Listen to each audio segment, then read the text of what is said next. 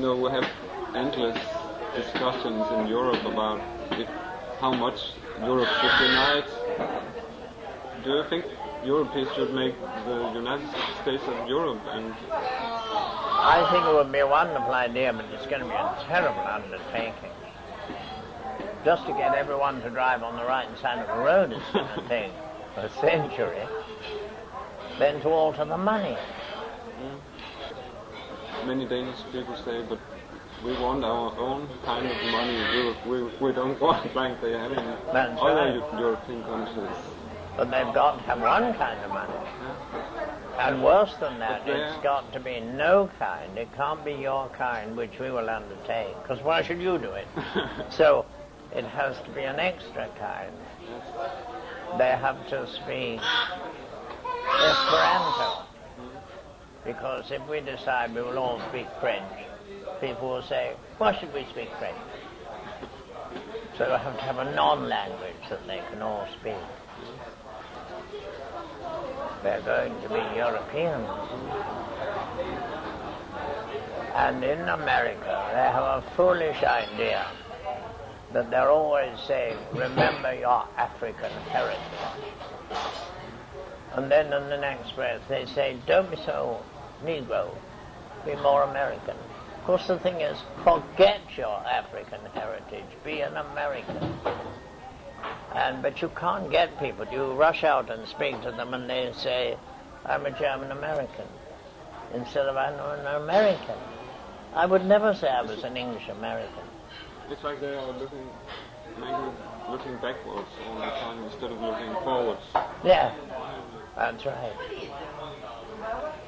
But, in Europe, so many people are against foreigners, like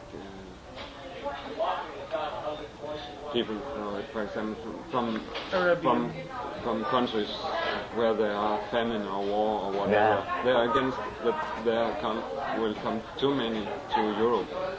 Oh yeah, change culture. Yes, they will change our culture.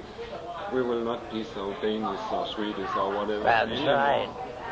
The English were, I can remember shortly after peace was declared, a great boat going to Australia contained a lot of English people. And the journalists went round and said, why are you leaving for Australia?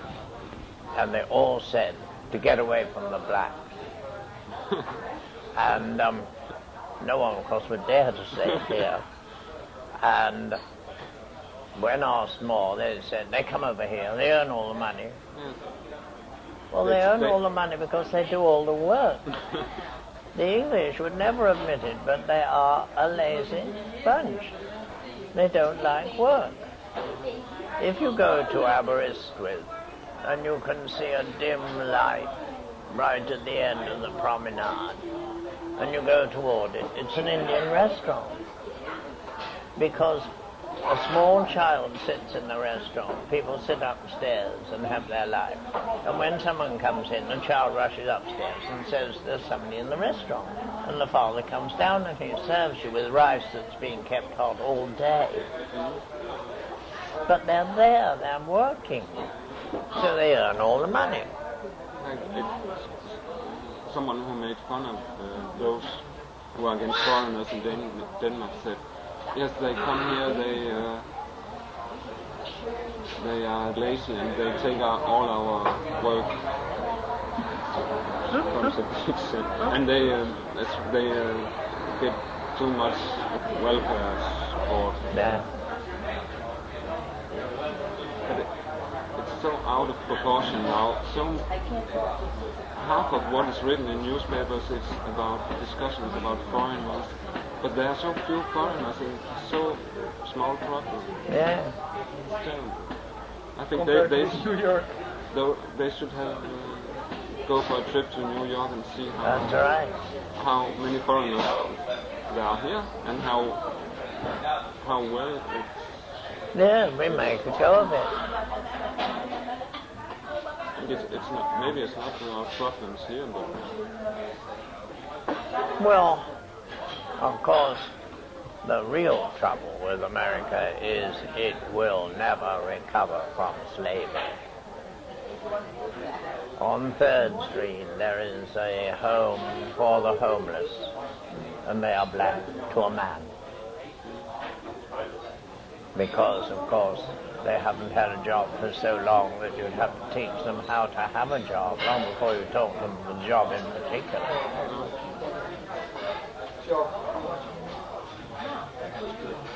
But Miss Penny Arcade, she didn't find some anger in you. No, I wasn't angry. Have you never been angry even as a child? Yes, I was angry as a child, all the time. And then I learned that I was never going to win, because I was the youngest. And that if I wanted to survive, I must be nice. So now I'm nice, and I never say no to anything. I've learned the alternative to saying no, which is to say, I am not worthy. You see, that's a compliment. If you say, will you marry me? I don't say no, which is an insult. I say I am not worthy, which is a compliment. It's like you said you spread your love. Cover the whole world. Threadbare. But it's a mistake to give more of your time, your attention, your money to one person rather than another. And if you do give more of your time and attention to one person, it must be given to the unlovable. You see, you are the generation that wanted to redistribute the wealth of the world.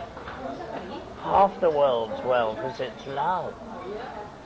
And if you give your love to the brave and the beautiful, they will become the millionaires of love. What then will happen to love's fortune? So we have to give our love to the unlovable to keep the balance. I would say that love was the extra effort that we made in our dealings with those whom we do not like.